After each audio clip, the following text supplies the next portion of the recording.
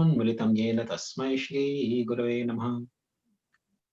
वाञ्छाकल्पतरुभ्यश्च कृपा सिन्धुभ्य एव च पतितानां पावनेभ्यो वैष्णवेभ्यो नमो नमः। श्रीकृष्ण चैतन्य प्रभु नित्यानंद श्री अद्वैत गदाधर श्रीवासदि गौर भक्तवृंद। हरे कृष्णा कृष्ण कृष्णा हरे हरे, हरे Ram Ram Ram Hare Hare Krishna. So we shall continue today, first canto, third chapter. The various incarnations have been discussed. So text 20 to 23 on the third chapter.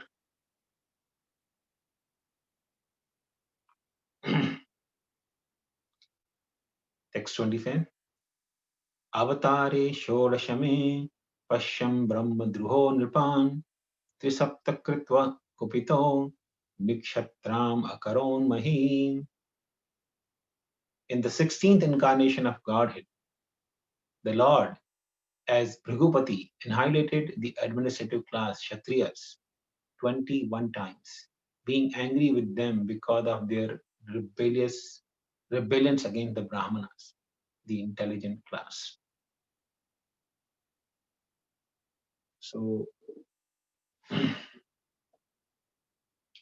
in this particular incarnation, the Lord appeared as son of Ruchika Muni.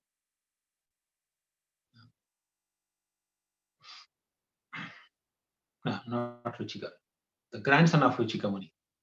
Ruchika Muni's son was Jamadagni, and Jamadagni's son was Parshuram. So the Kshatriyas, especially the administrative class of men, they are expected to rule the subjects by the directions of the scriptures which are told to them by the Brahmanas, the intelligent class of people. And in this way, everybody was under the guidance or rule of scriptures.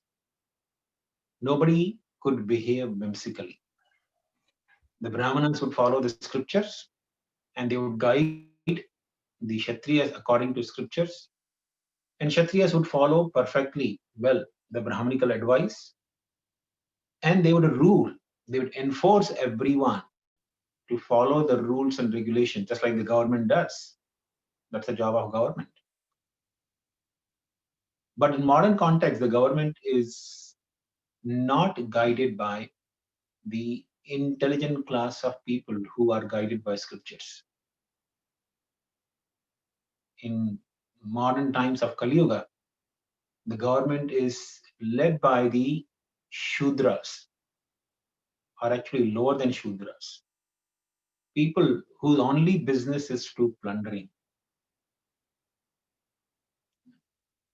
In fact, if just one person somehow that becomes honest, he becomes glorified.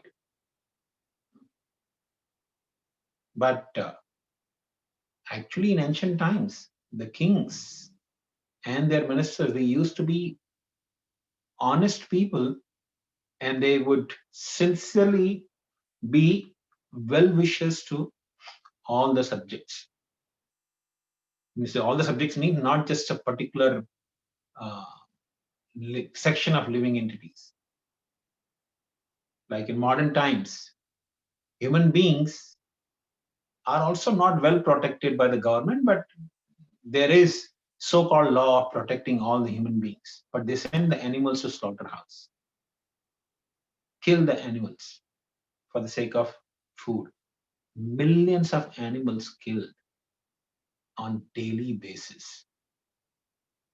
This is not the real government.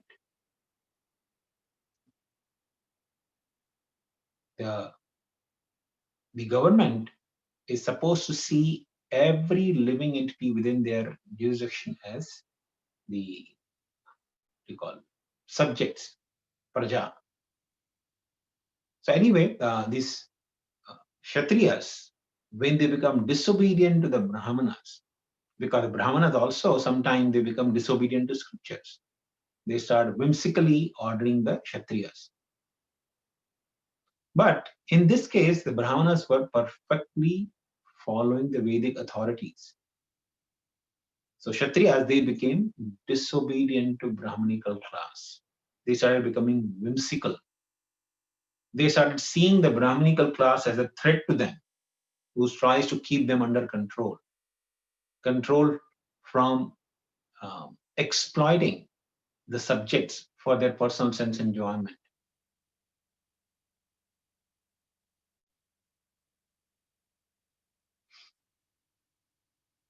Actually, in modern times also we see whenever some high position politician, if he becomes corrupt and his corruption is brought to the light, then the people in general they dethrone him, remove him from the position. But in the ancient times, that right was reserved for only the Brahmanas, because Brahmanas they could first of all discriminate between what is good and what is bad for everyone, not just for themselves, but they could discriminate. They had the sufficient intelligence. On the basis of scriptures, they could actually understand what is good and what is bad. So, whenever a Kshatriya king became corrupt or became utterly disobedient to the Brahmanical class, the Brahmanas they used to remove him by force. We see from Bhagavatam also there is such instance. The Brahmanas they cursed Vena to die because he was such an unrighteous and unreligious person.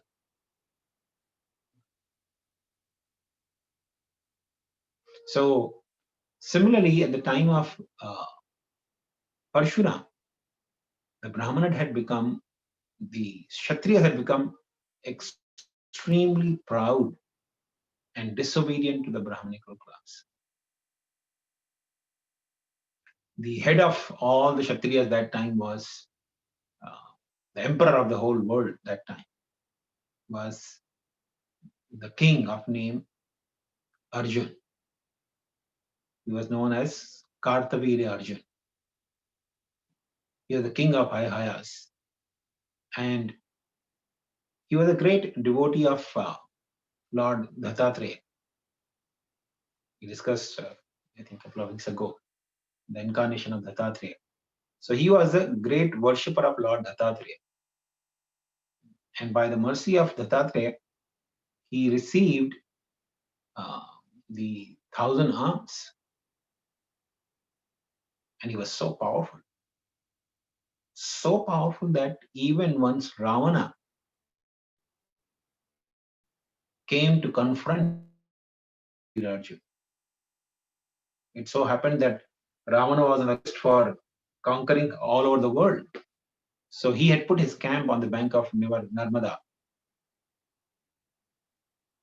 And downstream that river was Kartavir Arjun enjoying with many females, many women. So he was sporting, and he was so powerful that with his 1,000 arms, he started blocking the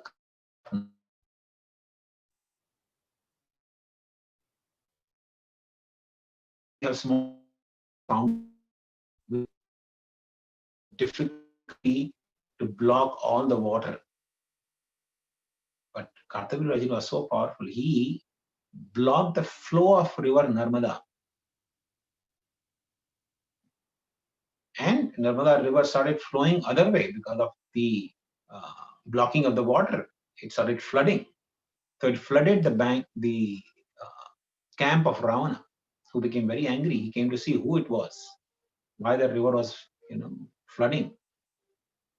So he challenged Kartavir Arjun, started fighting with him, and Kartavir Arjun very easily arrested. He didn't kill, but he captured him. Like a person may capture a monkey in the forest. So he captured him like a monkey, and considering him insignificant, released him also. So that's how powerful he was. But he committed offense to the great sage Jamadagni. Once Kartavir Arjuna had gone to the forest, and there, along with his soldiers and his ministers, he visited the ashram of Jamadagni. Jamadagni possessed a cow, a Kamadhenu cow. So that cow could provide everything that a person may desire. Therefore, she was called Kamadhenu. Kama means desires, and Dhenu means the cow who can actually fulfill all the desires. So since the king had come with his ministers and all the army, the Jamadagni, with the help of this cow, Kamadhenu cow, he served the best feast to the king and his soldiers. So when the king and his soldiers, they saw that the opulence of Jamadagni, even king would have that difficulty to serve such a huge feast to such a huge crowd at such a short notice. Practically no notice. He just walked into the ashram of Jamadagni. So he thought the opulence of Jamadagni was much, much greater than his own opulence. So he demanded from Jamadagni that you give me this cow, I'll give you in return, million cows, 10,000 or million cows also. Jamadagni refused. He said, what am I going to do with so many cows? I need this cow because she provides me sufficient milk and ghee, which is required for our worship of the Supreme Lord. Now, this is actually very significant. The Brahmanas never used to be greedy. So, and especially the higher caste of people, they treated cow as their mother. So there was no question of trading the mother. So when he refused, Jamadagni by force, he took away that cow. So apparently this was only a small offense of Kartavir Arjun. But then when Parshuram, he was not at the ashram when this had transpired. When he came back to ashram, he heard everything from his brothers. He became very angry. He went chasing Kartavir Arjuna, who had not even reached his kingdom. So when he saw that, Kartavir Arjuna saw that Parshuram had come, he ensued a great battle against Parshuram. He took 500 bows and placing arrows on those 500 bows, simultaneously shot arrows at Parshuram, and there was a fearsome fight. And Parshuram, just carrying his Parshu, no, other weapons, he simply carried his Parshu, and he was fighting with the speed of mind.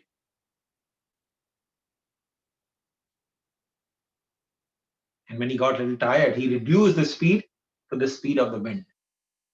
With the description. So this is how Parshuram was actually fighting.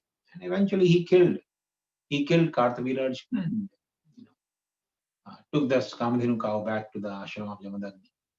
And he told everything to Jamadagni. Jamadagni became very upset with Parshuram. He said, my dear son, what did you do? This was not a serious offense. This was a small offense on the part of the king. Because you have killed the king, then this is not very good. You have become tainted with sinful reactions. You should go and perform some atonement. So Parshuram accepted the instruction of his father and went for tapasya to the forest. The sons of Kartavir Arjun, they were very upset and angry at Parshuram for killing their father. So they went to the ashram of Jamadagni and they chopped off the head of Jamadagni and took the head with themselves, leaving their only body behind. So they couldn't even perform the last rites. The Renuka, the wife of Jamadagni, she narrated everything when Parshuram came back, till the time the body of Jamadagni was preserved in the oil. So Parshuram became very angry. Taking this as an excuse, he went on killing the Kshatriyas who had become disobedient to the Brahminical class. So he went on killing 21 times. It is explained here. Trisapta. Trisapta means 21 times. And what did he do Trisapta 21 times? Nikshanta Karam Mahi. He actually rid the earth from all the Kshatriyas. So 21 times. That means, one time he rid the earth from the Kshatriyas, and again the few Kshatriyas were born. Again he rid the earth from the Kshatriyas. He went on killing the Kshatriyas for 21 times. And out of fear of Parshuram, a lot of Kshatriyas migrated, started hiding. So in this way, Lord Parshuram, in order to punish the administrative class, he raged the war against Kshatriyas.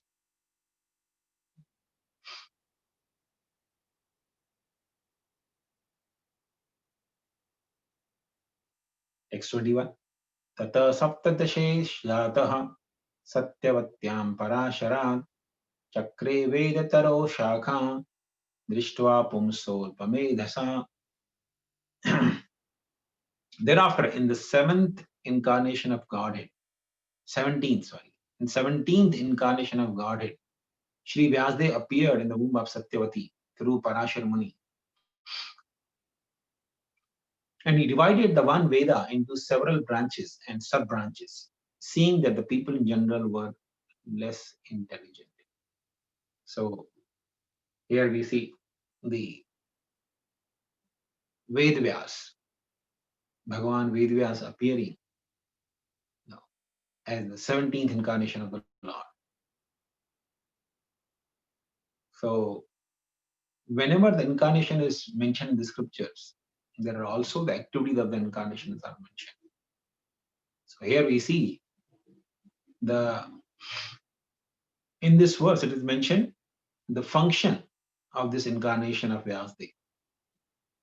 So Lord appeared as Vyasdev mainly to divide the Veda, which is one. Actual Veda is only one, but he divided the Veda into 4.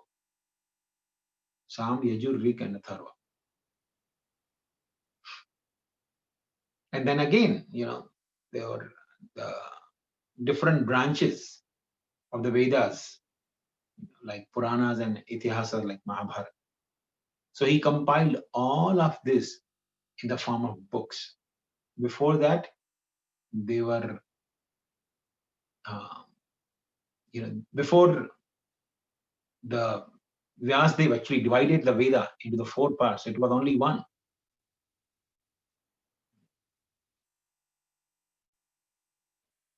In the current age of Kali, people have short memory and not much intelligence also. And even though somebody may be born in a Brahmanical family, but because of the corrupt age of Kali, they don't have any qualifications of Brahmanas. Therefore, you see, in modern times, Brahmanas have no power to ignite the fire from Arani wood. The Brahmanas in the ancient times could invoke the fire from the wood by the power of mantras. They would never use matchstick. Nowadays, there are no Brahmanas like that who can produce the fire out of mantras. They can use the lighters or matchsticks, but not through the mantras. So, in one way, we don't have actually the Brahmanas. So, therefore, knowing the fallen state of Kali Yuga, and people's disadvantages. Vyasdev appeared and he, first of all, compiled the Vedas in the form of books. Before Vyasdev's appearance, there was no books of the Vedas. Vedas were learned simply by hearing, Shruti. Therefore, the Vedic scriptures are called Shruti. So they were simply received by hearing.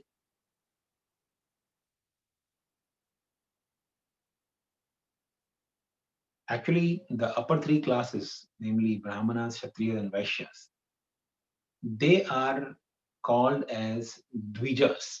Dvijas means twice born.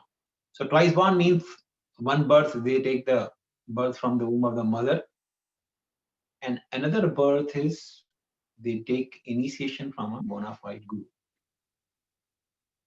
So this is the mandatory process for the twice born or the higher class of people.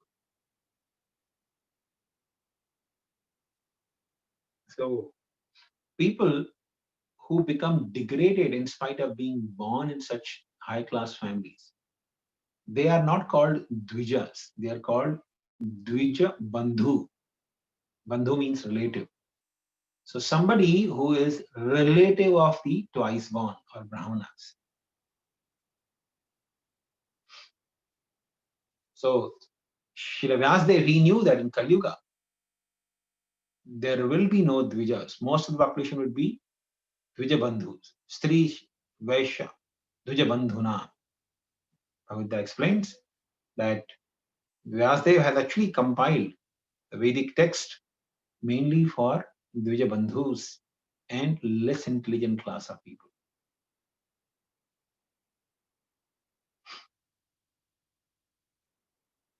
So, Vyasdev's compilations are many. He had compiled Puranas and Itihasas like Mahabharata. Then there are Upanishads, 108 Upanishads, the 4 Vedas, Vedanta Sutra. But in spite of compiling all of this, he was not happy or satisfied. And when he was morose and distressed, Narad Muni visited Vyasdev and instructed him, told him that the reason why he was unhappy or distressed is because he has not sufficiently glorified the Supreme Lord. He has not compiled a literature which exclusively glorifies the Supreme Lord.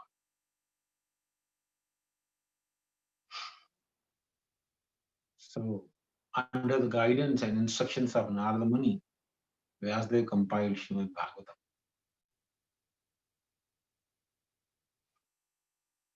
We go to text 22. Naradevatvam apanna surakarya chikirshaya samudra nigrahadini chakre vidyanyata param. In the 18th incarnation, the Lord appeared as King Rama in order to perform some pleasing work for the demigods. He exhibited superhuman powers by controlling the Indian Ocean and then killing the atheist King Ravana, who was on the other side of the sea. So,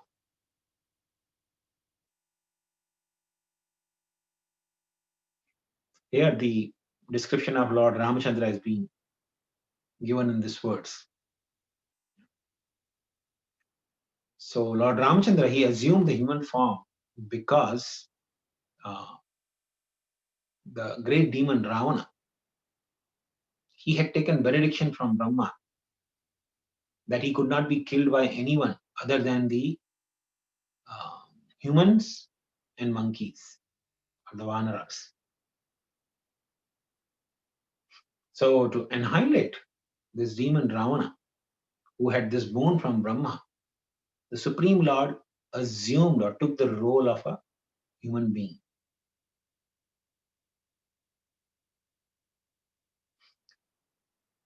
And Srila Prabhupada actually explains that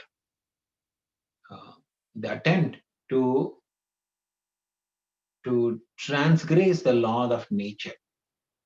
Prabhupada gives the example here by flying to the other planets by some spacecraft or some spaceship. That is that is like trying to overcome the set laws or protocols by the Supreme Lord. If one needs or one wants to go to other planets, there is a law set by the Lord. One has to perform karma or pious activities to go to the higher planets. But if somebody wants to go there by some machines, by some mechanical arrangement, that is like trying to disregard the law of God. So Ravana also had some similar plan. He wanted to build a staircase to the heavenly planets. One time, Srila Prabhupada was mentioning that Ravana had a plan to build a staircase to heaven, so that somebody want to go to heaven, they can simply climb to the heaven through staircase. So somebody asked Prabhupada, Prabhupada, did he really make it? Prabhupada said, no, that rascal was just bluffing. So Ravana had the plan, but he couldn't, because nobody can transgress the laws of the Supreme Lord.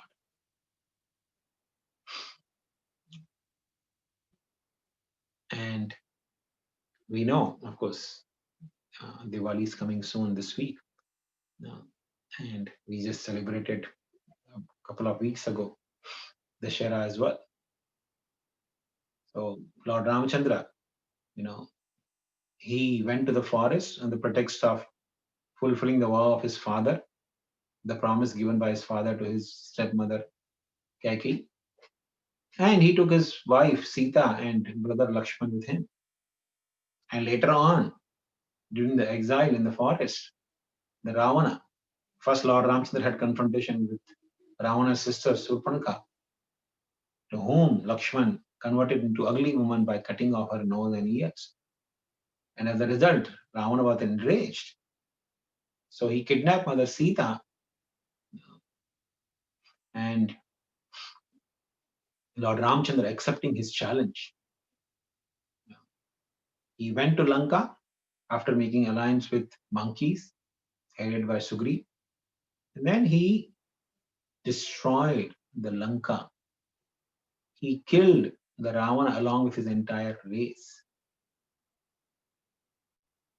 So in this way, Lord Ramchandra, he vanquished the demon Ravana.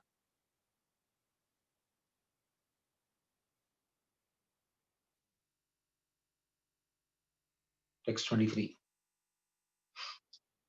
एकोनविंशे विंशतिं वृष्णीषु प्राप्य जन्मनि रामकृष्णाविति भुवो भगवान् अहरद ब्रह्म bharam. In the 19th and 20th incarnation, the Lord advented himself as Lord Balaram and Lord Krishna in the family of Vishnu, the Yadu dynasty. And by so doing, he removed the burden of the earth. So here we are reading the incarnation of the Krishna and Balaram. Krishna and Balaram, who are avatari, actually source of all incarnations. But because they also come from the spiritual world to the material world, they are also called avatar or incarnation. So, a specific mention of the word Bhagavan in this text indicates Balaram and Krishna are the original forms of the Lord. So, and of course, in Bhagavad Gita also Prabhupada explains the definition of Bhagavan. Bhagavan means Shad Aishwarya Purna. Aishwarya Samagra. So having the wealth, opulence, beauty, knowledge, renunciation, etc. These are 6 opulences, and Supreme Lord Shri Krishna, he is full in these 6 opulences. And Prabhupada also mentions one important point is Lord Krishna is not the incarnation of the Purushas. Shirodakshai Vishnu is called Purusha Avatar. So Lord Krishna is not his incarnation. Lord Krishna is the source of all the incarnations.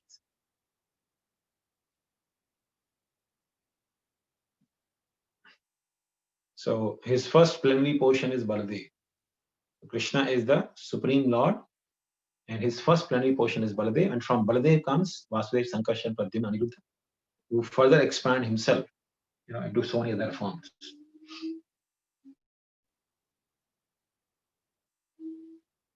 So these are the two especially prominent incarnations of the Lord, which are glorified throughout the 10th canto of Srimad Bhagavatam. So Krishna and Balram, they are also identified as Vasudev and Sankarshan.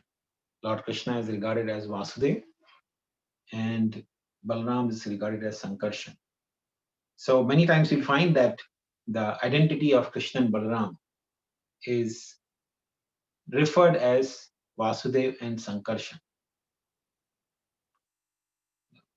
Because amongst the Chaturvyuha, Vasudev represents Krishna and Sankarshan represents Baladev.